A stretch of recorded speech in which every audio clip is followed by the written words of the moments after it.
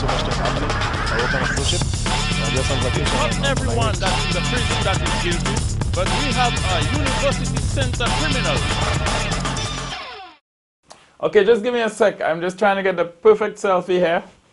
Okay, so I can post on Facebook, Twitter, Instagram, Flickr, Tumblr, Google+, tagged.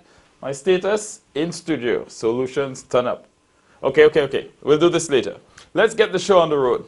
I'm Shane. Welcome to another episode of Solutions. Answers from the people. Simple solutions offered by St. Lucians. Social media is the new age culture. It's the new way to meet people, make friends, start relationships, share experiences, etc. But there are those who say that the social media craze, coupled with the digital mobile technology, encourages immoral activity among youth. The selfie has become common among young people, evolving from innocent images of random daily activity to raunchy sexual photos of young people exposing themselves. We asked the people, what is your solution to curb the growing trend of posting decadent self-images or videos on social media? Let's hit the streets and hear what the people had to say. Okay, for me, I believe that the problem lies with the society and what the children think are cool, what they think is acceptable, and they like to follow a lot of American standards and stuff. So I believe that it's something that they adapt from the television and whatnot. But the solution, I believe, would be good, man. It's a mental thing. It has to come with the mind, and it's a state of mind. Once they fix the state of mind, that they themselves will be in direction and in proper way and thing. I think they should teach in the schools about the dangers of posting nude photos to the friends and on Facebook, because Facebook is international. You don't know who's looking and who might be using your photos in other situations. So they should really teach these girls and boys in the school, and also maybe on TV as well. You shouldn't be posting these sort of photos because your dignity is at stake. You have to have self-respect. So yeah, that's why I think people should start learning at school and at home as well. So, well, the solution for stopping those young people, they will not stop for sure, because right now they want money and they'll do anything to post themselves so men will call them. So there's nothing you can do to stop them. They will not stop. Well, the problem in this kind of thing is just the government just have to take off the phone out of all the children's hand under till they reach a certain age. Just cancel the school children with their cellular phone, and I think it will be a better way of handling that problem. Some of them, they not listen to their parents. And some of them that leave school not getting a job to do, and all that is frustration, and they want money because they want other people, other children like them, or the friends have good shoes and nice clothes, and they can afford it. So all these things put a lot of frustration on people in the country. There's nothing wrong with that, but the acclaim of teenagers getting abused and teenagers getting killed and stuff, they have to be very careful nowadays, especially in the times living nowadays and stuff like that. They'll be very careful. Take example of the young teenagers who died, recently and stuff. Take the example. I have always said that, well, this is a moral problem, and it begins in the home. The children needs to be taught more have a deeper moral understanding. It's true we live in a new age technology, but if we start to teach the children and put more emphasis on the family, this is one of the important things. We got to get back to teaching the importance of the family in the society. Yeah, so I guess they should have an age group kind of vibe. If you're under 15 or 16, no cell phone, or lower, no cell phone. I don't actually have a solution, but I think the teenagers do that. Maybe they look for a sense of attention. I think unless they think they're so confident that they want to show their body. But I really think if you're looking for attention, this is the wrong way to go as a teenager, because I post photos, your undergarment and stuff, but I think I'm an adult and it has its space. It has its place and its place. So I just think they need to be very careful. Well, I believe the solution to the problem with our young people on Facebook showing the body of and the media and stuff. I believe right now society needs to try the best to raise those children in a godly life. And because it's surely right now, it's very it have gone out of control right now with our young people and stuff and things. And I believe even those newspapers and those media, they play a lot. Even like they give the young people a little, they're not working, they're unemployed, they give them a little money, and then they put the pictures, and then even if you watch on the different like calendars, posters, like you watch the piton thing, that you see some of the young children, like they just have a little piton stopper on the breast and all the body thing there. I think right now society, and I think the ministers of government, I think we need to try to control that problem in society of our young people like now. These were some of the answers from the people. We'll take a break now. When we come back, more solutions.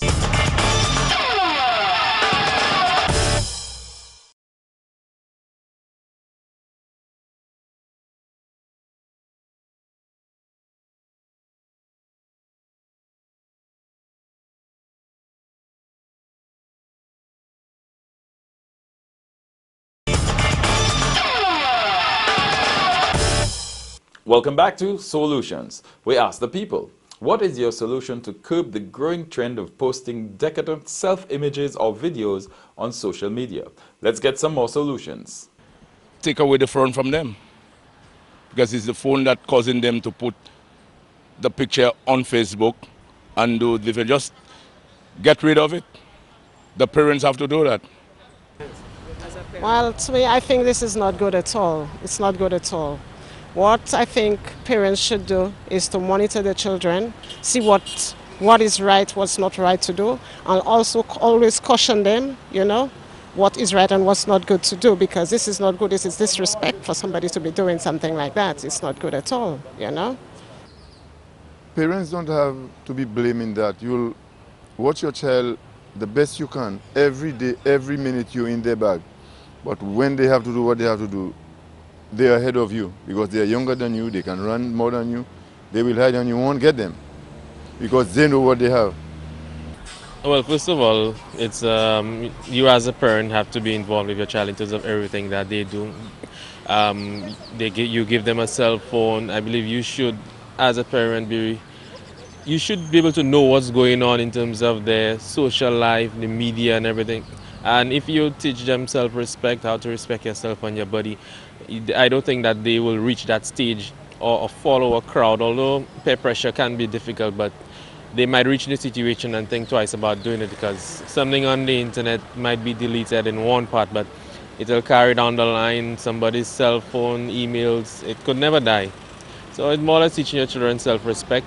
They don't have to be putting all those selfies, ridiculous selfies on the internet and being out of place in the crowd.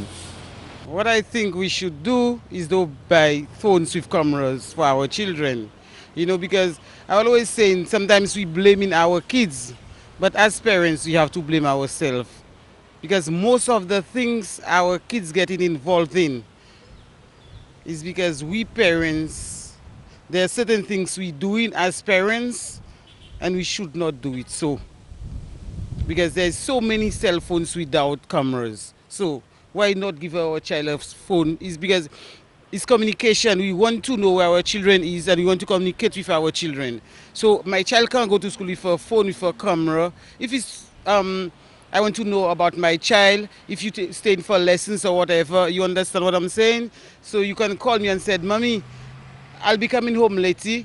We have something at the school, so I'll get in touch with the teacher. It's just to communicate. It's not something to take out pictures or, Parents need to teach their children, and the teachers also need to educate them on the consequences of their actions. I mean, it may seem fun today, or it may seem exciting today to try to do it, but it has repercussions in the future when it comes to looking for jobs or trying to build good rapport with employers and people who can bring you forward in life. So these types of things happening now can be minimized if everyone knew the full extent and the magnitude of their actions. Well, you cannot stop them because, technology is open to the wide world, but I think that the Facebook owners, they should filter things before being posted on the internet. As far as I could say, that there is nothing that could be done with this young, especially the young children of today. But the most important thing is for the government, the institutions, to put measures in place that when these things happen, the children know that they have consequences to face. You understand? Because right now, there is no justice, there is nothing in this country. That's why a lot of young children intend to go out and do this young thing. Now, the government need to build a boot camp and some place for these young girls. We have a boys training center, but we haven't got any place to keep these young girls. Because it's a problem, and the problem will arise because they're looking for attention. And all these things is attention they're looking for. And they will look to get attention any way they can. You understand? That is the problem. That was our first set of solutions. We're focusing on teenagers again in our second question. Being a teenager is not easy. The transition period between childhood and adulthood, where a person tries to find him or herself, develop a sense of self and personal identity, and establish their role in society, can be rocky and confusing. Despite the majority who survive the teenage years unscathed, there are many who suffer for years of psychosocial dysfunction, with the results hidden from persons as close as parents. These include drug abuse, self-inflicted physical abuse like cutting, sexual promiscuity, anorexia, etc. What is your solution to help teenagers who suffer from psychosocial problems? Okay, well, we need to have more education for the children. And, you know, as parents, we need to take more responsibility with them. We need to have more activities, do activities with them, and be part of their life. Always find out what they need, always find out what they want, and then things will work out. Yes, the solution has to be both in the home and at the school, right? We cannot focus only on one without the other, so there must be counseling and stuff in the schools, and also support for the home. Because I think that is where the majority of these things will be solved. You take that child to some medical institution and then you explain to the people whatever happened. And it's up to the medical people to say to you what step you have to take, whether you have to continue with them or whether you have to take your own step.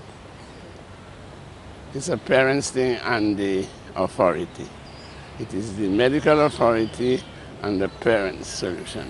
It depends on the way like the mother raises the children and they're going through ups and downs. Like if they like, it depends like if they're going through something, they can go to somebody and help them out or go to a counselor or something.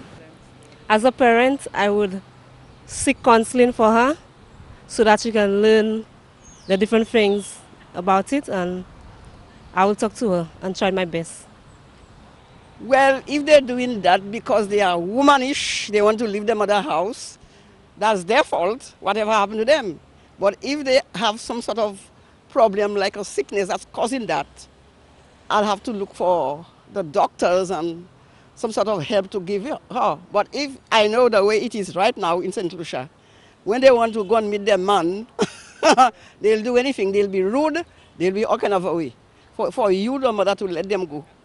But if it's not that and they have a sickness, then I'll find the way to help them by looking for cure for her. First thing I would do, I would take my child to a doctor. And then from then on, I would take the doctor's advice, take my child to counselor, be close to my child, be a friend to my child, so my child can talk to me. As you know, sometimes parents, we have some difficulties in getting close to our children.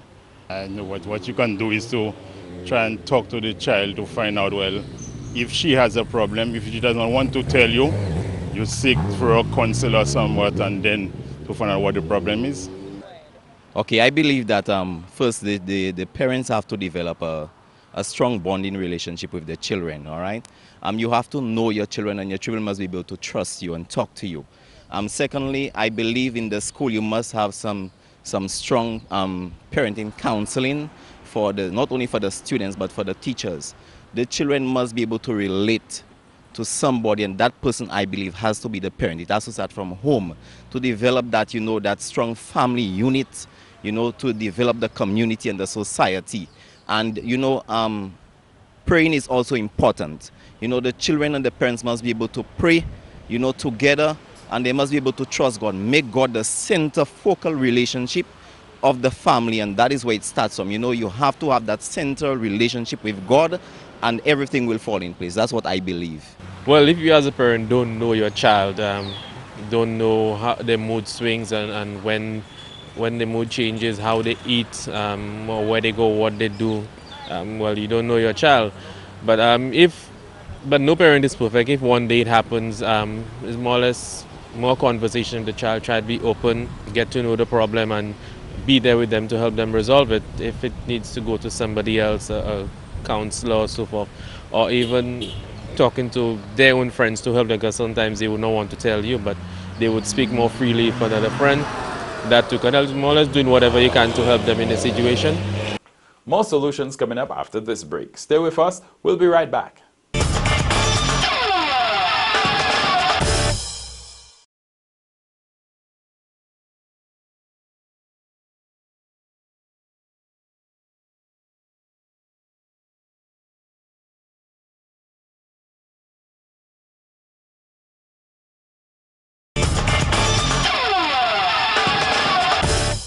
Welcome back to Solutions on Choice TV. We asked the people, what is your solution to help teenagers who suffer from psychosocial problems? Let's hit the streets again. I would first try to make the home as open as possible so that a teen or child can speak to the parent or aunt, uncle, whomever. And if that is not enough, I would seek professional help for that individual. Well, first of all, I would just tell my friend to sit down. I will first of all tell her that she needs to talk to somebody. She needs to associate with people. She needs to talk to her parents about it, and she needs to pray about it. And if she has that kind of way like cutting, and she needs to stop it, and she needs to talk to people more about it. It starts in the house. First, the parents have to communicate with the children. Find out if what's their problem, because most of the time the children are just there by themselves. They have a problem, they're not functioning properly. You as a parent, you have to put the child to sit and say, what is the matter? Can I help you? Then you'll find out what is really obstructing the child. Then you sit with the child again and you let the child do what she or he likes, not out of the way, but the things that she or he wants to do. I will try to develop a very close relationship with the child so that the child can feel confident to come and tell me anything, talk with me, and so. I will also ask them who are their friends. And when I had my children, every day I will ask them how was school and things like that.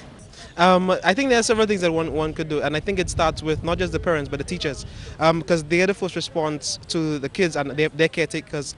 So if the teachers not can identify those aspects from early and get them involved with different groups, find their interests. I know for me it was drama, so I went in that way. So some of them may be athletics, some of them may be writers, some of them may be poets. I think it's about finding the right avenue and allowing them to just express themselves and vent in that way. Well, young people who are troubled or in some kind of difficulty need, as a matter of urgency, the appropriate psychological evaluation and counseling. I believe it's important to understand that young persons will get into situations of crisis, and when that happens, they need immediate counseling. In addition to that, it is often important to have a wider net of counseling, that is, the families, their parents, and perhaps a determination as to why this is taking place, and in the context of that, who needs to be counseled and where the interventions need to take place. But let me say to you that this is a very tricky thing, because people grow over a period of time. And very often, by the time these things begin to manifest themselves, you've had a lot of influences going into shaping that person and shaping that person's mind and that person's reaction. But counseling is going to be very important, the right type of medical intervention, the right type of social intervention for the families, and sometimes there are very deep social issues related to that particular family. So all of these factors have to be taken on board and have to be addressed. The people have spoken. The top 11 social media sites today in order of number of users are Facebook, Twitter, LinkedIn, Pinterest, Google+, Tumblr, Instagram, VK, Flickr, MySpace, and Tagged. As we said earlier, social media is the new age culture, a phenomenon without physical, ethnic, or social boundaries. Everyone is doing it. According to the Social Media Update 2013, a study carried out by the Pew Research Center, a non-partisan fact tank that informs the public about the issues, attitudes, and trends shaping America and the world, 73% of online adult users use social networking of some kind, with 43% now using multiple social networking sites. The rise of smartphones has made social networking just a finger tap away. 40% of cell phone owners use a social networking site on their phone, and 28% do so on a typical day. From 2005 to 2006, users aged 18 to 29 jumped from 9% to 49%. As of September 2013, that age group represents 90% of the internet users who use social networking sites. More and more, teenagers are using these sites as a means to interact, create, share, and exchange information, building a system of virtual communities that has grown into a parallel pseudo-society with its own language, rules, value system, history, and even currency. This new culture has emboldened young people to go against the norms of society, breaking the traditional molds which enabled values of self-worth, decency, and sexual restraint. How do we maintain these values within the new digital virtual world culture? How do we ensure that our youth are up to date with world technology but maintain the values which shaped us as a people? For many teenagers, the virtual society of social networks is a safe haven from the pressures of the real-world transition between childhood and adulthood. Theories of personality development abound in academia, but the psychosocial stages of development of Erik Erikson is perhaps the best known. He forwards the theory that the formation of the ego and identity occurs through a series of 8 stages, each represented by a conflict that serves as a turning point in development. The first of the stages, trust versus mistrust, ranges from birth to year 1, with the last stage, ego integrity versus despair, from late adulthood to 65 years of death. The adolescent period 13 to 19 is covered by the stage identity versus role confusion, with the underlying existential question, who am I and what can I be? As teenagers make the transition from childhood to adulthood, they ponder the roles they will play in the adult world, and it's not uncommon that they experience some role confusion, mixed ideas and feelings about specific ways in which they will fit into society, and many may experiment with a variety of behaviors and activities and explore their independence and develop a sense of self.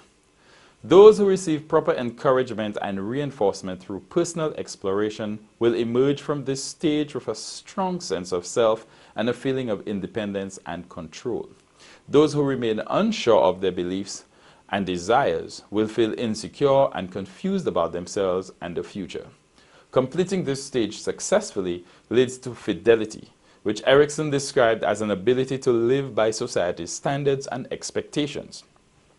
This encouragement and reinforcement must come primarily from homes, with schools being the buffer for deficiencies of the home.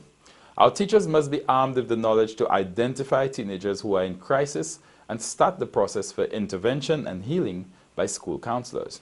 But we can't highlight enough here that the love, encouragement, and reinforcement starts from the home. That's it for today. If you have something to say, we want to hear you. Look out for the Choice TV crew for a chance to present your solution to the country. Now, if you have a burning question you want us to ask the people, we can do that too. Send us an email with your hot burning issue at solution@choice39.tv. That's SOLUCIAN@choice39.tv. Join us again next week for more Solutions. Not everyone that's in the prison that is guilty, but we have a university center criminal.